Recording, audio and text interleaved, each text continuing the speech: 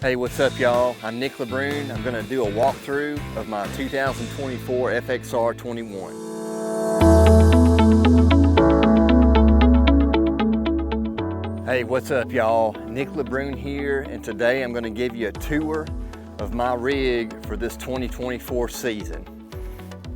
So, really nothing new. It's a Skeeter FXR 21, 2024 model. I always choose the 21 because just in case I need it. You know, sometimes we go up north, big water. I hear the 20 foot is an awesome boat and might maneuver a little bit better and more funner to drive, but I like the 21 foot just in case I need it, okay? So that's kind of my thought process behind that. One thing about the FXR 21, I love the massive front deck that's fully padded. Skeeter always does a good job with that and that layout.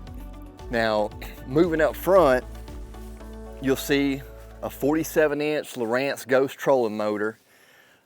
Nothing new there. I've loved this trolling motor ever since I started using it. It's quiet, it's fast, it doesn't use a lot of power, it's brushless. But one of the most important things to me is the bracket. When you get in rough water and it's just taking a beating, it's important for this bracket to hold up. It's done me really well in that area. And so the Lowrance Ghost has a lot of awesome features, but the bracket and the solidness of it, I love that. Got our little yellow stick there from CS Pro Solutions. That's just kind of a little bit more added confidence of where that transducer is actually pointing.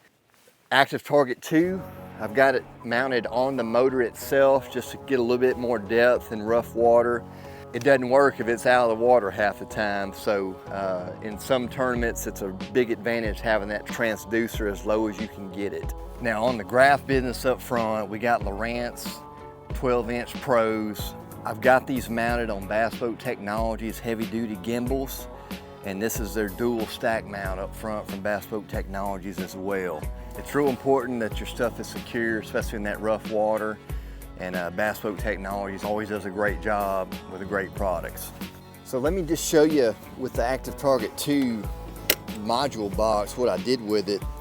So right here in this starboard side rod locker, I just mounted it on this wall inside this netting. I can still get to my connections, and that's what I've done the past several boats. It seemed to work out really good. And one thing that's new about this year's model FXR 21 is they kind of changed up this little box here where you can kind of do some rigging with some cables and stuff through here. They had another module box from a different brand, electronics mounted there. I took that out. But that's just a cool little area, especially if you're into rigging and just want to get access to some stuff. Another thing I love about this boat is the massive storage compartments up front.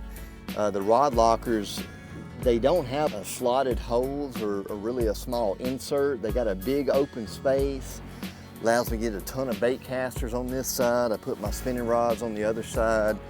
But right now, I think I've got 17 bait casters in here, and I could easily probably fit 4 or 5 more if I wanted to, right? So lots of room there. In the middle, I put all my tackle.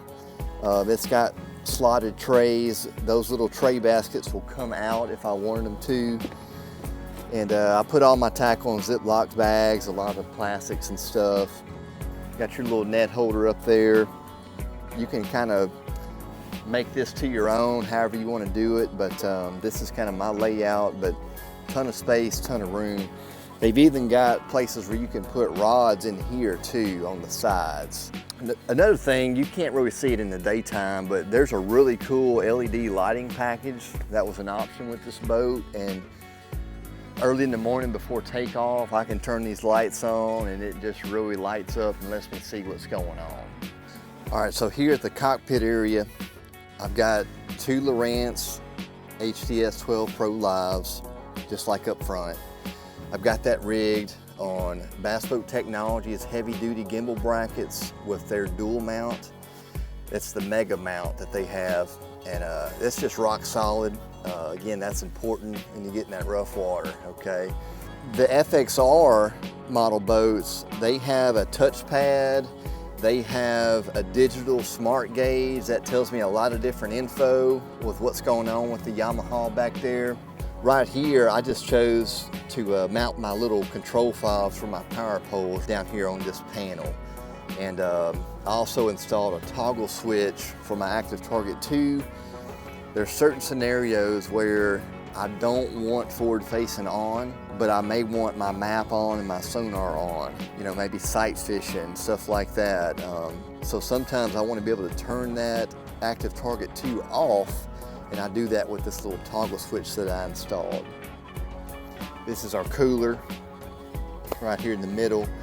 I like this step that they have. It's a good solid lid, but it's padded, and so somebody can sit there, but also you can step on it. It's not fragile where you're gonna hurt it, so I like that.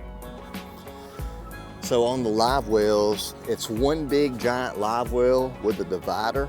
You've got 2 recirc pumps and 2 fill pumps, and also an oxygenator in each side. So this little accessory here, this is from Amped out of Longview, Texas. It's just a little accessory where I can put my AccuCool Econ tags on for when I am fishing for 5 fish in an invitational or something. Skeeter's always done a really good job at this live well area. All right, so now let's look at the rigging. So another thing I love about this FXR 21 is everything's right here. It's a raised platform. It's all easy to get to. This is another cool little box by Amped out of Longview, Texas. Move this so we can see. So one thing you'll notice is I've only got 4 batteries. I've got 3 SRM 27s, just regular lead acid batteries for the trolling motor, not lithium. And you know, with that Ghost being brushless, that's always done me a great job. You know, I've just never had any issues.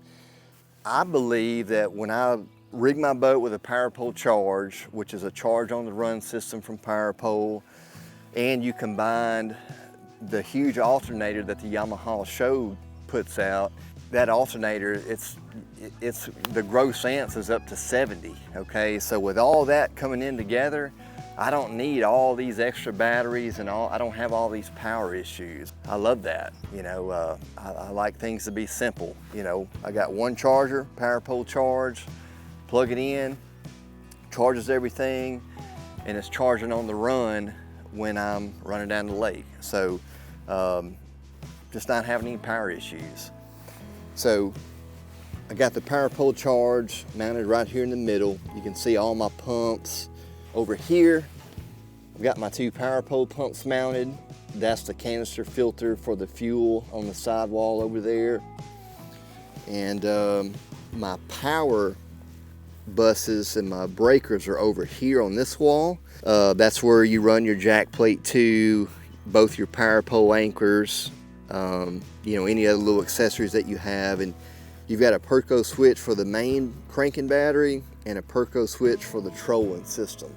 So that's kind of different for this year.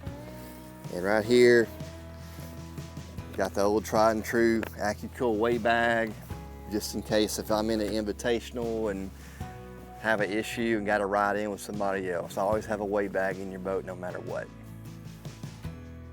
Another huge benefit to the power pole charge is it's got an app that goes with it, so I can check my batteries, see what's going on with them. I can be in a hotel room and pull it up, make sure that the breaker hadn't tripped on the outlet, and just make sure it's charging. So this little app, I love it.